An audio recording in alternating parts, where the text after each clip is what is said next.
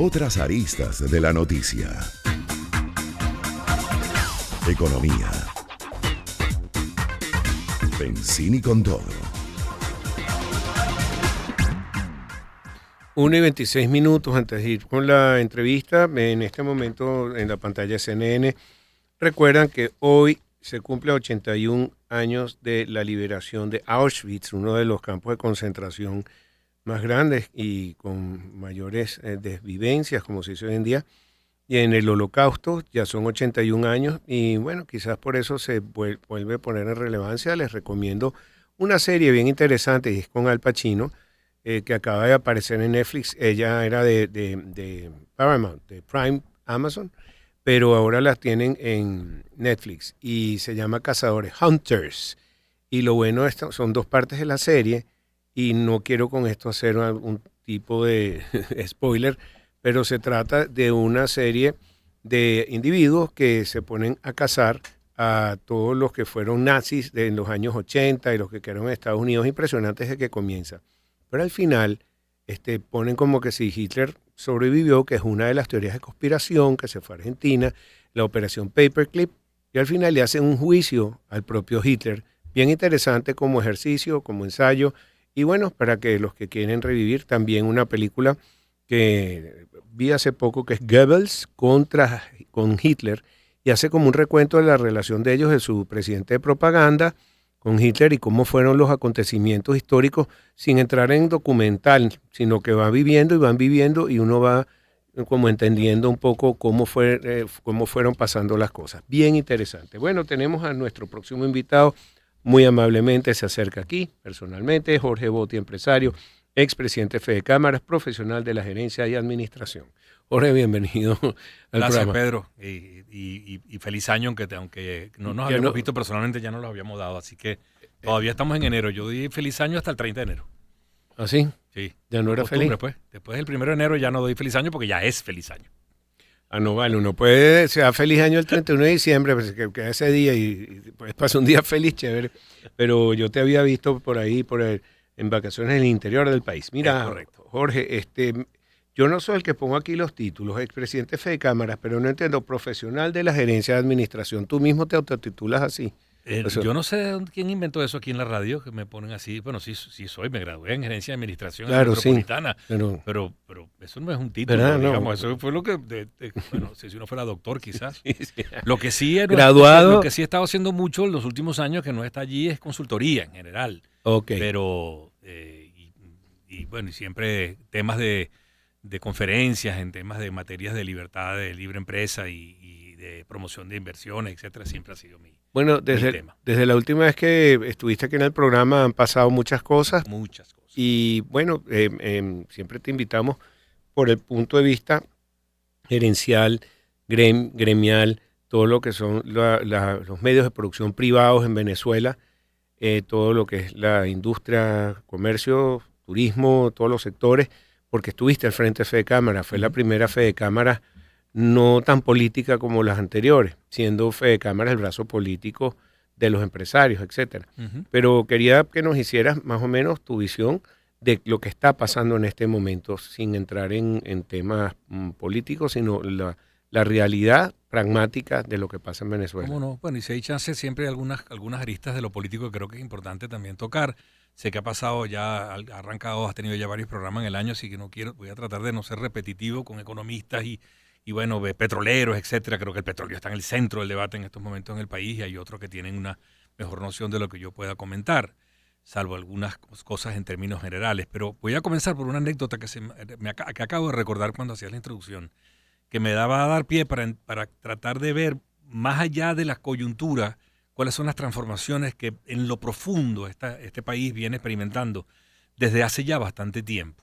Y esa anécdota tiene que ver con Eduardo Fernández en el año 97, 98.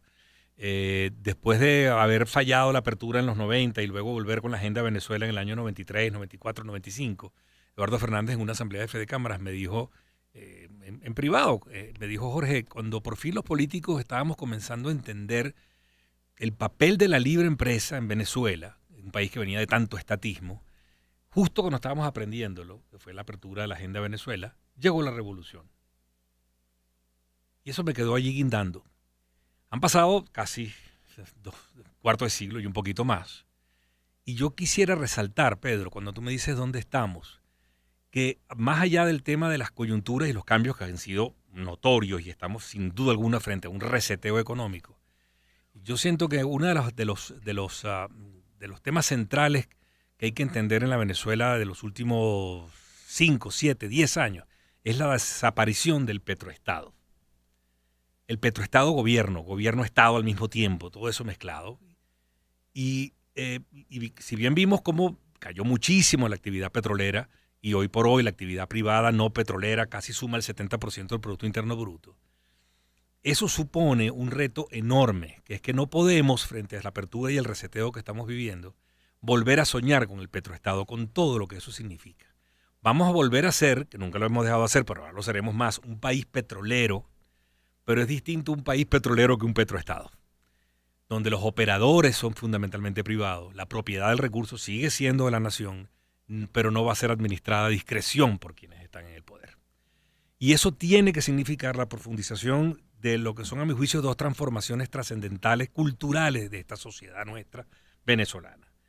El tema de haber entendido el papel, repito otra vez, de la empresa privada, lo fundamental que es, y cómo desde el año 20 todo lo que vemos funcionando en Venezuela está parado gracias a gente que le puso al hombro, agroindustria, comercio, todo eso de lo que hemos hablado muchas veces. Por eso me molesta cuando todavía hay quienes, digamos, ven a la empresa privada como un enemigo. Yo creo que eso hoy en Venezuela nadie considera a la empresa privada su enemigo, y esa vieja fórmula de ver, sobre todo desde la acera política, que el empresariado es el hambreador, ese latiguillo permanente, sobre todo de la izquierda, el intervencionismo siempre del Estado, los controles, eso me parece clave que se ha acabado.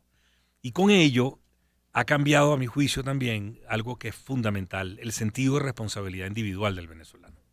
Eso que llaman el locus de control.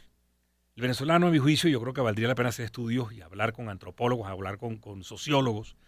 Pasó de ser ese individuo que siempre pensaba que el origen de sus problemas estaba ajeno a sí mismo, que el Estado me tiene que resolver o la culpa es de mi patrón, a decir yo resuelvo. Y eso me parecen transformaciones enormes, que si las sumamos, y con esto cierro, a ese reseteo económico y este nuevo escenario, creo que pueden ponernos por delante frente a un envión de décadas de crecimiento económico y Dios mediante también de reordenamiento institucional en Venezuela. Yo estoy muy optimista. Bueno, para complementar lo que tú dices, siempre la mentalidad del venezolano, desde que se descubrió Venezuela, ha sido socialista, mientras otros países fueron reinatos y reinatos. Venezuela era una capitanía general, que fue un puerto donde se hacía negocios, y la gente aquí era como era más liberal que otros países, pero también te voy a hacer un punto que está de acuerdo contigo, que lo que decía Eduardo Fernández. José Antonio Gil, en los años 70 escribió un libro que se llamaba El reto de las élites. Sí, cómo no, y el reto de las élites era de que cómo se iba a integrar un mundo, una casta de producción y la casta política, porque no se unían. Y creo que todavía seguimos en ese tema, pero te lo dejo al aire para que me hagas tu comentario. Un tema fascinante. Así es, 1:34, ya regresamos con ustedes. A continuación, Encuentro de Generaciones. Éxitos.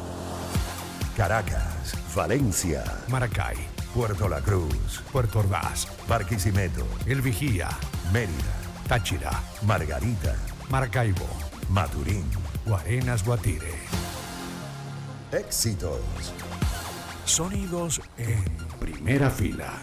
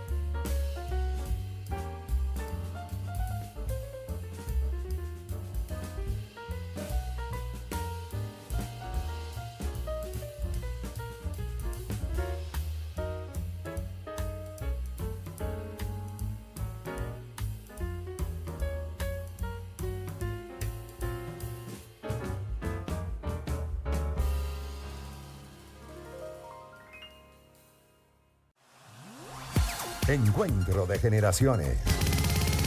Éxitos. Caracas, Valencia, Maracay, Puerto La Cruz, Puerto Ordaz, Barquisimeto, El Vigía, Mérida, Táchira, Margarita, Maracaibo, Maturín. Guarenas, Guatire. Éxitos. Sonidos en primera fila.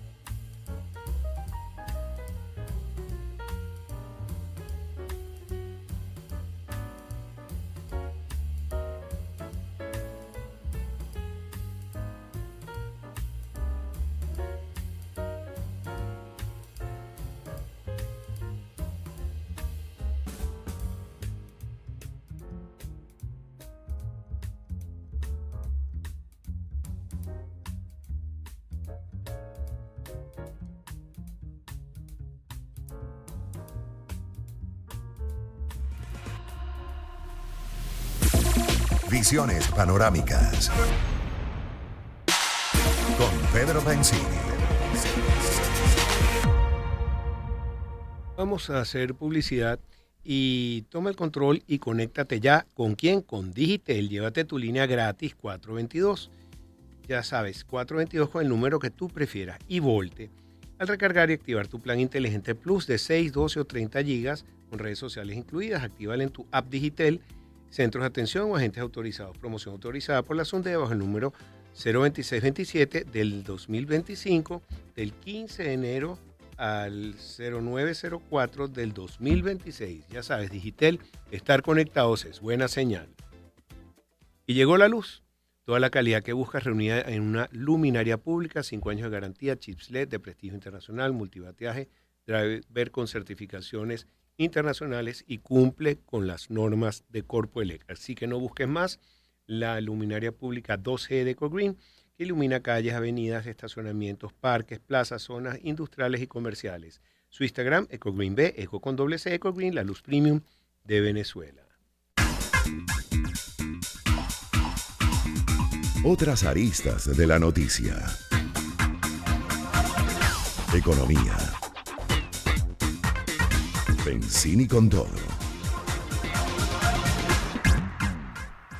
1:46 y seguimos conversando con Jorge Botti, empresario, expresidente de Fede Cámaras. Por cierto, mucha gente escuchando el programa, gracias. Te manda saludos a Dancelis, que está saliendo a Panamá. Qué bueno. Tiene un evento que está organizando la CAF. La semana que viene vamos a entrevistarlo entonces para que nos ponga al yorro. Son solo 9 empresarios venezolanos que están invitados. Va a traer muy buena información. También Andrea Matis, que nos está escuchando y que dice que buena la recomendación de Hunters, que la va a ver. Bueno, 1:47. Dejamos este tema del reto de las élites, un tema interesante porque nunca se ha logrado esa fusión. Tuvimos una experiencia de una cantidad de jóvenes que vienen de familias de empresarios y todos que incursionaron en todo lo que es la política, pero ¿tú crees que se dio esa unión entre política y también economía y los factores de poder? Creo que eso le falta al país. Yo anteriormente, mi primera intervención fue muy optimista con relación a los cambios estructurales que creo, que observo en el venezolano y en la sociedad venezolana. Pero después tenemos que ver cómo relacionamos esas realidades con los factores de poder, como tú mencionas, y en particular con los que están en la política, que son los que están destinados por su labor a hacer la correa de transmisión a través de partidos políticos entre el poder y los ciudadanos. Por cierto, ojo, muy deteriorados los partidos políticos en estos momentos. Es un fenómeno casi global, son las figuras unipersonales las que prevalecen y eso siempre termina haciéndole daño a las democracias. Y hay que tener un poco de alerta porque alejémonos de figuras de redención casi míticas y tratemos de organizar liderazgos que sean pragmáticos, más aterrizados y que estén alrededor de partidos políticos. Yo ahí veo todavía unos retos pendientes muy importantes y además creo que van a estar sometidos a grandes tensiones en los próximos meses y años, dada la circunstancia en que estamos, bueno, digamos, frente a una nueva realidad política. Porque el tema de construir una opción de poder implica necesariamente que las élites, salvo que tomen el poder por asalto, me refiero a como hacían como soñaban las revoluciones y Fidel Castro, y aún cuando lo tomes por asalto, si tú no cuentas con factores de poder para sostenerte en el poder, eso dura muy poco. Y aún en democracia dura poco. Eso se llama cogollo, si no tiene cogollo. Eso, más que cogollo, no. Fíjate que esto es una palabra que yo sé que cae mal. El tema ni siquiera es pacto, porque también suena mal. El tema es un gran acuerdo, donde obviamente eso que llamamos élites, los grandes poderes económicos, sociales, la representación de los trabajadores, iglesia, factores políticos, construyen una visión nueva de país que está basado, por supuesto, en lo que la sociedad necesita. Ojo, porque eso no tiene nada que ver con ser popular.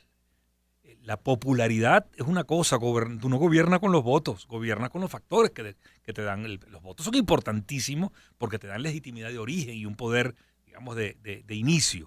Pero lo que te da estabilidad después en el poder es otra cosa.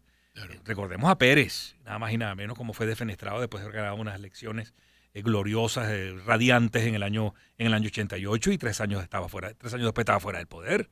Y no fue el pueblo que lo sacaron los factores de poder, empresariales, políticos, etcétera. Su propio partido le sacó la alfombra.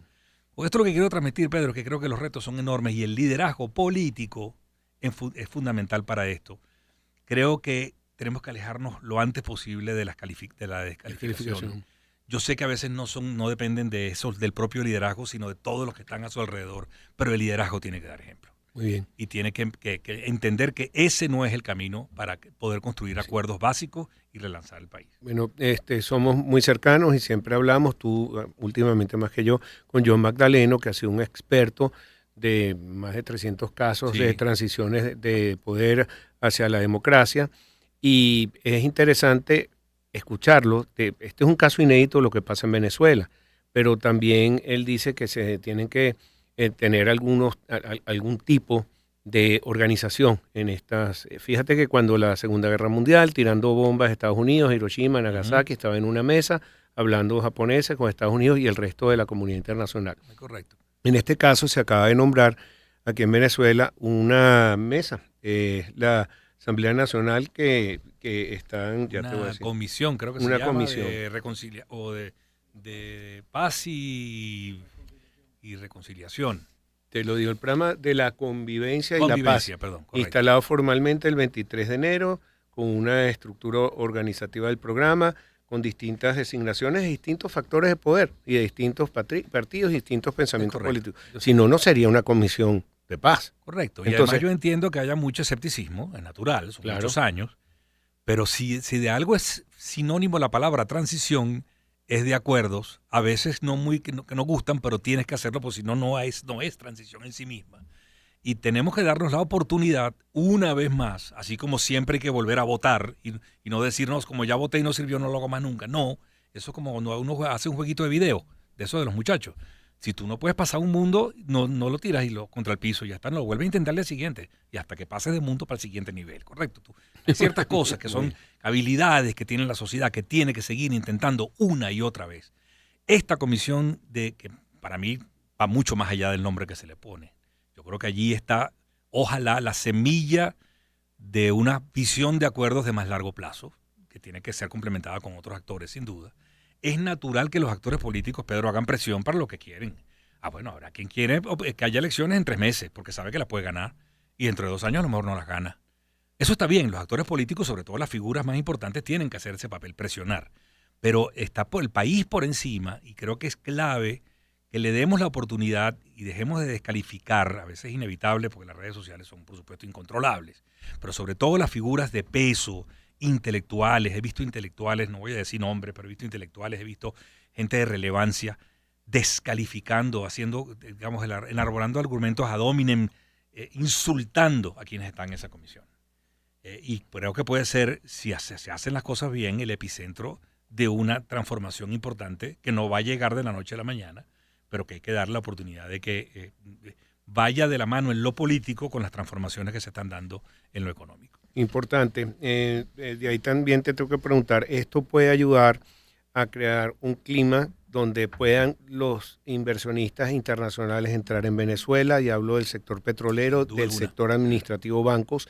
Y quiero añadir algo, porque la gente de Consecomercio está pidiendo, bueno, van a entrar, pero queremos igual de oportunidades. Correcto, y muy bueno. Ese era un tema que yo no quería que se me escapara hoy, porque además tengo que felicitar al presidente de Fedecámara, que estuvo aquí creo que la semana pasada, Felipe Capozolo, creo que posicionó un mensaje muy bueno como presidente de la institución, en el sentido de que el sentido fundamental de Fedecámaras es que en este juego esté sentado en la mesa el sector privado venezolano. Y eso va más allá de simplemente pedirlo, hay que entrar, no pedirlo, hay que sentarse en la mesa. Y por supuesto, tampoco es que estamos pidiendo que haya barreras de protección, porque creo que lo que viene ahora es una etapa en la que cada empresa va a tener que evaluar sus riesgos, sus amenazas y oportunidades, cómo posicionarse, porque el tema de la competitividad vuelve a estar en el centro. Mañana entran competidores en todos los campos en Venezuela que son más grandes que nosotros, tienen crédito, vienen con mayor ejercicio de musculatura para entrar en el mercado venezolano. Y ya lo demostramos en los 90 que somos capaces de competir con cualquiera. Cuando entró la apertura comercial con Macro, etcétera, McDonald's, por decir 2 firmas, y bueno, la respuesta de los venezolanos fue estupenda. Esto no es publicidad. Eso no es publicidad, ¿cierto? Pero lo recuerdo porque lo vi muy de cerca, eso fue hace 30 años. En fin, este ajuste que estamos por vivir económico es un ajuste expansivo, no contractivo, Pedro. Está bien. Y eso creo que es importante tenerlo en cuenta, porque los que vivimos el 83, el 89, el 94, cada vez que teníamos que hacer ajustes, como el que acaba de hacer Milei, son ajustes contractivos, están desajustados todos los precios. Entonces viene un periodo de alta inflación, recesión, la gente tiene que empezar a pagar las cosas a otras tasas. Venezuela ya hizo un ajuste contractivo desde el año 17, 18. Y miren que fue contractivo. Bueno, nos costó 75% del PIB, porque además no teníamos cómo hacer política económica por efecto de las sanciones. Indistintamente de quién sea la culpa de eso. Todos sabemos cuál ha sido la historia del país. Pero ahora estamos frente a un ajuste expansivo que creo que hay que aprovechar. Yo he recogido mucha euforia desde hace una semana y media que estoy de vuelta en Caracas. He tenido un sinfín de reuniones con empresarios de todos los sectores y hay una gran euforia, pero también una preocupación sobre cómo nos incorporamos a ese reseteo de la economía que apenas estamos comenzando a ver. Muy bien. Bueno, tenemos que ver ese reseteo. ¿Te puedes quedar hasta un poquito más de la segunda hora? ¿Cómo no? Sí, no tengo inconveniente. Sí, porque quería hablar contigo cómo estás viendo el panorama con este nuevo sistema cambiario. Sí, no hablamos de Está eso. interesante, además, si esta entrada de 300 millones iniciales está afectando o no el diferencial cambiario, cómo lo están absorbiendo el comercio, la industria y el tema económico, pues. ¿Cómo no? Perfecto. Vamos entonces a una pausa y regresamos con más para ustedes aquí, Pensini con todo en éxitos.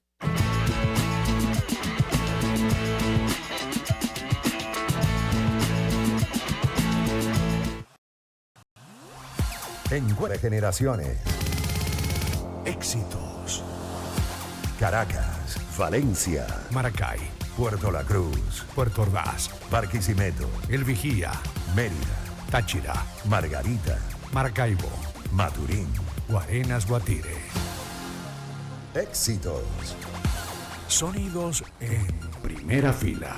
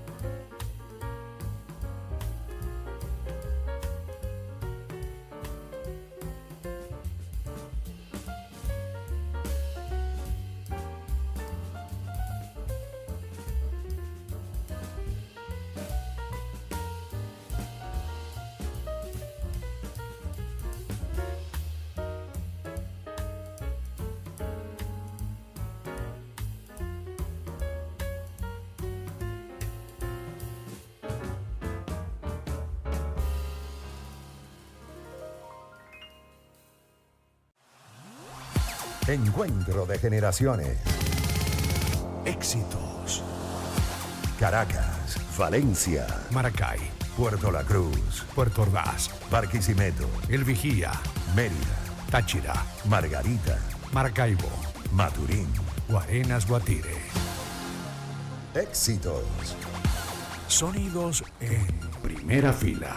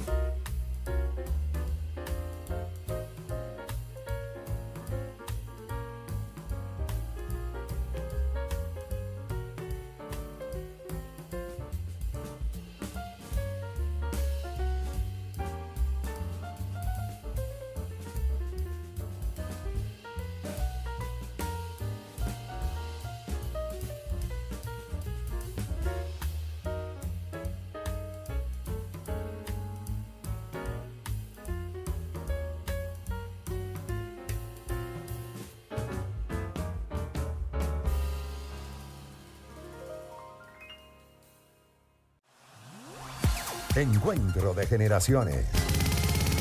Éxitos. Caracas, Valencia, Maracay, Puerto La Cruz, Puerto Ordaz, Barquisimeto, El Vigía, Mérida, Táchira, Margarita, Maracaibo, Maturín. Guarenas Guatire. Éxitos. Sonidos en primera fila.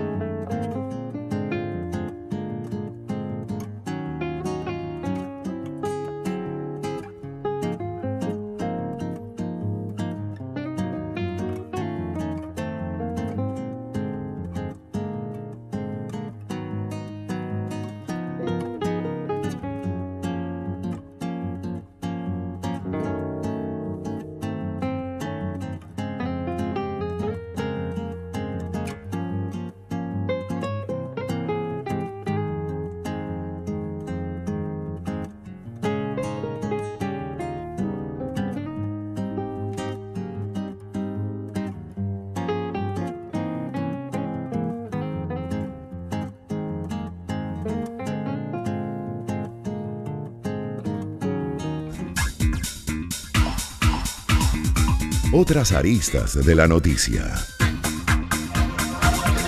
Economía. Benzini con todo. 2:11. Seguimos aquí con nuestra entrevista con Jorge Botti, empresario, expresidente de Fede Cámara. Nos trae noticia de última hora. Se colocó la nueva subasta por $200 millones. Si nos puede decir el resultado, por favor. Como si fuera yo aquí un agente. Sí, aquí. No, tengo que reconocer de dónde lo estoy leyendo aquí en Twitter. No, claro, pero X. nos puedes leer y darnos la fuente. La fuente Gracias. la acabo de leer ahora mientras estábamos en descanso desde mi querido amigo Alejandro Grisanti, que en tiempo sin ver, que es Ecoanalítica. Que hay que decir de dónde viene la fuente. Habla de que se colocaron los 200. No dice si se colocaron completos, al menos no lo veo en la nota. Y básicamente, para no alargarlo, el tema fue así, según Ecoanalítica. En sectores prioritarios, alimentos y medicinas, el cambio fue 380 por dólar. En otros sectores productivos, 405 por dólar. Y a personas naturales pagaron en la subasta hasta 420 bolívares por dólares. 80% fue a sectores prioritarios, 15% a otros sectores y 5% a personas naturales. Sin embargo, pareciera que todavía el mercado no termina, esto sí es un comentario mío, que no termina de tranquilizarse del todo, pues, ¿no? Uh-huh. Es que yo creo que además estamos apenas ensayándolo, Pedro. O sea, es un nuevo mecanismo cambiario que tiene 2 semanas, la subasta de la semana pasada y esta semana con 200. Tengo entendido que, por ejemplo, si eres una empresa y tú tienes que colocar qué nivel quieres tú comprar esas divisas. Correcto. Pero esas divisas no te las están entregando aquí en el país. Tienes que tener una cuenta bancaria a nombre de tu compañía con sistema SWIFT para que te lo puedan enviar. No sé por qué no quieren como que se queden esos dólares dentro del... Pero igual te los tienes que traer. Sí, además entiendo que después los bolívares entran de vuelta al Banco Central. En fin, por eso digo, es un sistema que se está probando. Ha traído tranquilidad al mercado, pero creo que todavía le falta mucho para ver si verdaderamente hay constancia, que me parece que es la palabra clave para un mercado tan desajustado y tan sobre todo tan ansioso como el que veníamos mostrando en el último trimestre del año pasado. Yo creo que hay que sacar cuentas con macro, cuál es nuestro nivel real de reservas y cuál es nuestra masa monetaria, a ver dónde puede estar apuntando el dólar de equilibrio. No me atrevo a decir un número ahorita porque no soy experto en la materia ni he hecho esas cuentas. Eso sería una buena pregunta para algún invitado que maneje temas macroeconómicos. ¿Dónde podría estar en términos macroeconómicos? No, diríamos que matemáticos, el cambio de equilibrio, porque yo creo que eso le daría un poco más de tranquilidad al mercado. Tener lo que llamamos más que estabilidad, previsibilidad. El precio sombra de la divisa.